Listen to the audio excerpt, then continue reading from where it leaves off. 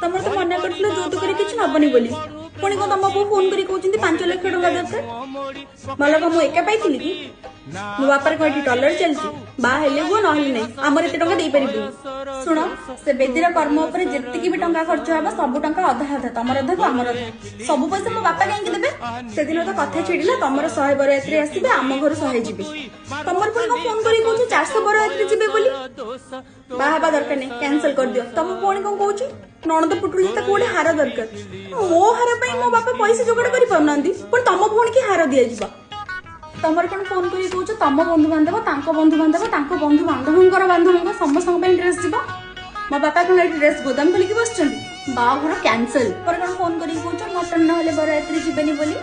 ଆମର ତ କଥା ଛିଡ଼ିଥିଲା ମାଛ ହବ ଆଉ ଚିକେନ ହବ, ଆଉ ଚିକେନ କୁ ବାର୍ଡ ଫ୍ଲୁ ହେଇଗଲା, ସେଥିରେ ଆମର କଣ ଅଛି? ଆମେ ଚିକେନ କରିଦବୁ, ତମେ ଖାଇଲେ ଖାଅ ନ ଖାଇଲେ ନାହିଁ, ନହେଲେ ବାହାଘର କ୍ୟାନସଲ, କିନ୍ତୁ ମଟନ ହେଇପାରିବନି। ବାଏ।